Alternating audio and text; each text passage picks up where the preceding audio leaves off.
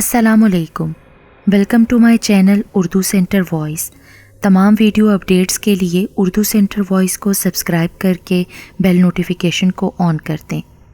तो आइए सुनते हैं आज की वीडियो में काला जादू करने वालों के बारे में एक सच्ची और इबरत असर कहानी। मैं जिस गांव में प्रैक्टिस करता हूं, उसकी आबादी मुश्किल से 6000 से ज़्यादा नहीं है। उस गांव का नाम सईदपुरा है। गांव में मरीज़ों का इलाज करते हुए एक अरसा बीत चुका है। इस दौरान कई डॉक्टर आए, लेकिन ज़्यादा अरसे अपनी क्लिनिक को न चला सके। मैं इस गांव में पैदा हुआ था। मुझे इस इलाके से मोहब्बत थी, इलाके के लोगों से मोहब्बत थी। गांव के लोग भी मुझे पसंद करते हैं। मेरी क्लिनिक की कामयाबी का राज ही यही है कि मैं सब लोगों से वाकिफ़ हूँ। इसलिए मरीज़ों के माली हालात को देखते हुए दवाइयाँ लिख कर देता हूँ। मेरे इलाज से मरीज़ों को जल्द शिफा मिल जाती है, इसलिए मरीज़ मेरे क्लिनिक का रुख करते हैं। उस वक्त मैं क्लिनिक में बैठा हुआ था। उमैर क्लिनिक में दाखिल हुआ।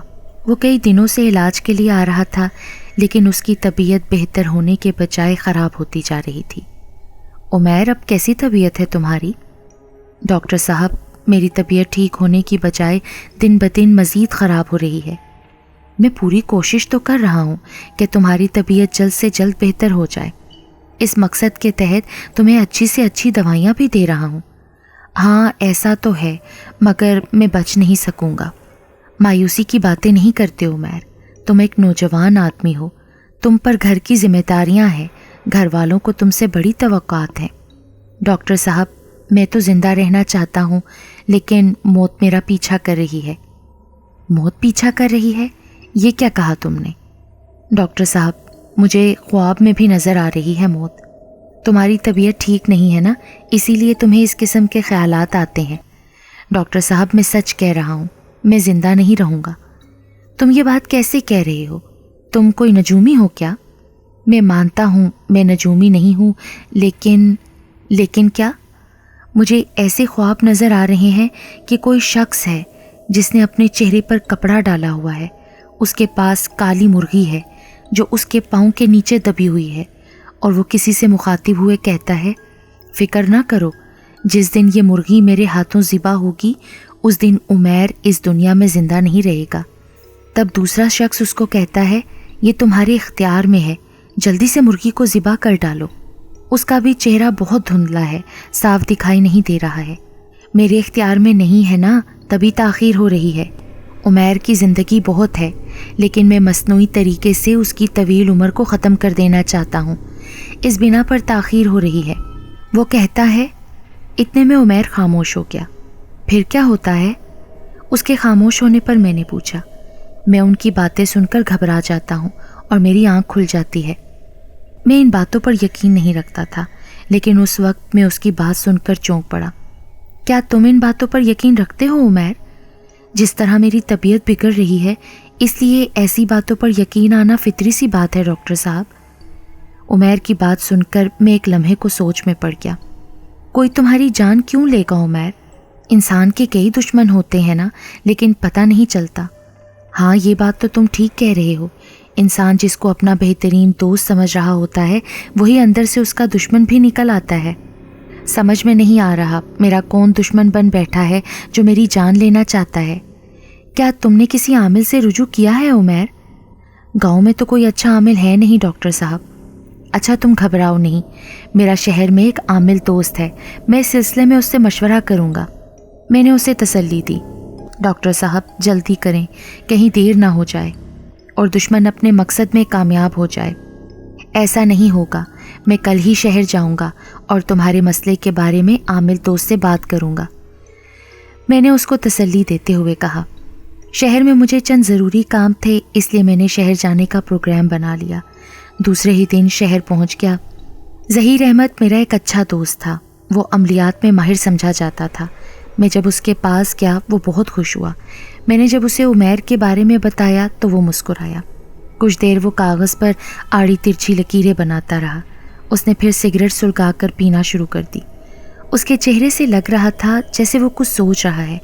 मुझे भी जल्दी नहीं थी, इसलिए ज़हीर को डिस्टर्ब करना ज़रूरी नहीं समझा।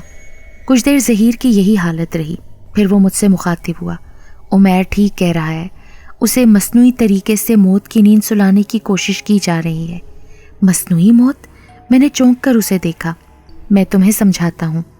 مصنوعی موت کا میں نے پہلی بار سنا تھا، اس لیے میری دلچسپی بڑھ گئی اور میں بے چین ہو گیا تھا یہ جاننے کو کہ مصنوعی موت کیا ہوتی ہے۔ کالا علم کرنے والے بعض عامل اپنے کام میں اتنا ماہر نہیں ہوتے کہ وہ انسان کو موت کی نیند سلا دیں۔ ایسے عامل اپنے عمل کے زور پر پہلے انسان کو بیماری میں مبتلا کرتے ہیں، پھر وہ شخص کومے میں چلا جاتا ہے۔ جب تک اس کی زندگی پوری نہیں ہو جاتی وہ کومے کی حالت میں زندہ لاش بن کر رہتا ہے۔ جب زندگی پوری ہو جائے اس دنیا سے چلا جاتا ہے، ظہیر نے مجھے بتایا۔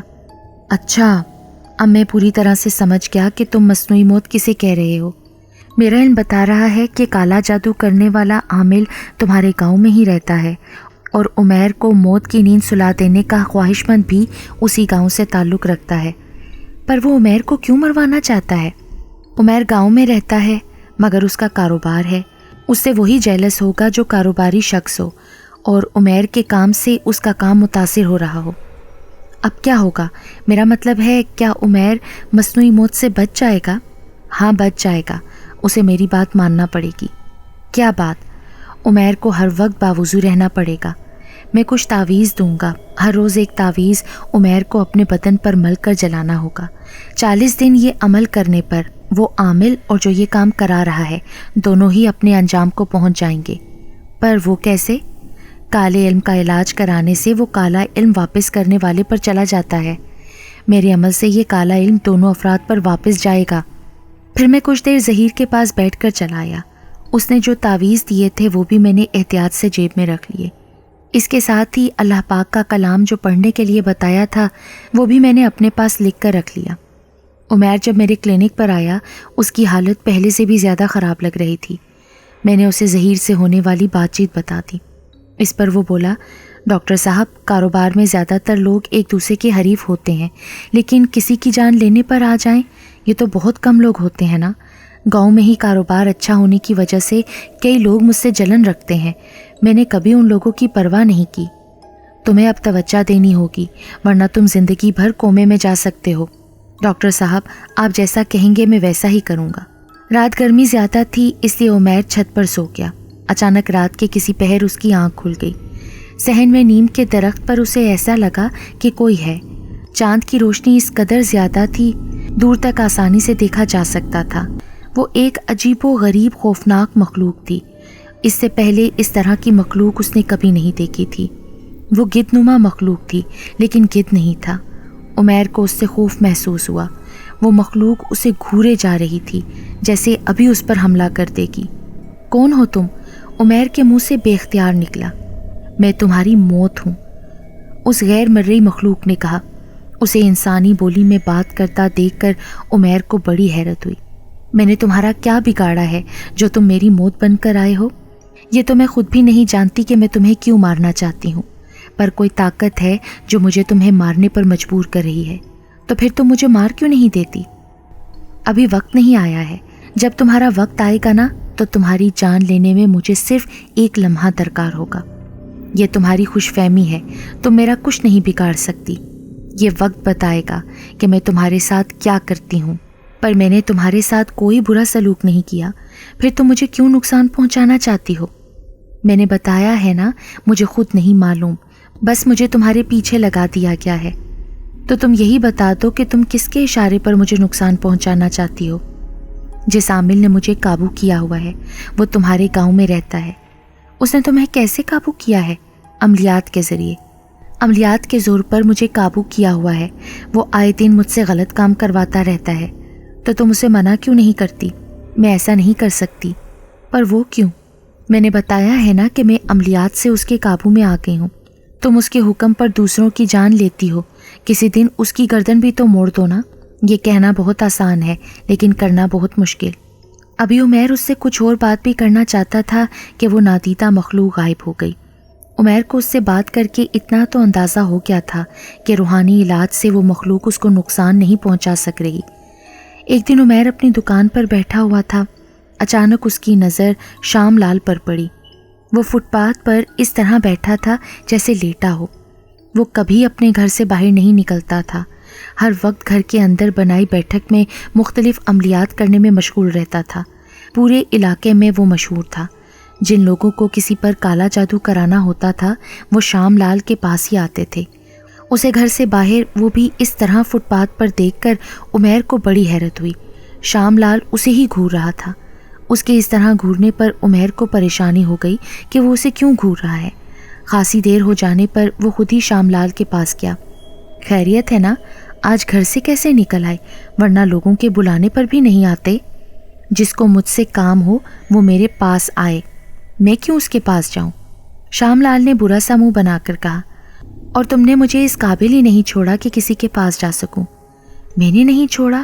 یہ تم کیا کہہ رہے ہو شام لال؟ عمیر کو حیرت کا جھٹکا لگا۔ بالکل ٹھیک کہہ رہا ہوں، پر میں کچھ سمجھا نہیں۔ تم مجھ سے بڑے جادوگر لگ رہے ہو۔ میرا جادو ٹونے سے کوئی واسطہ نہیں شام لال۔ میں خاصی دیر سے یہی نوٹ کرنے کی کوشش کر رہا ہوں تم کیا عمل کرتے ہو۔ میں تو دکان پر بیٹھ کر کاروبار کرتا ہوں، اور کیا کرتا ہوں؟ مجھ سے مت چھپا، سچ سچ بتا دے۔ کیا بتا دوں؟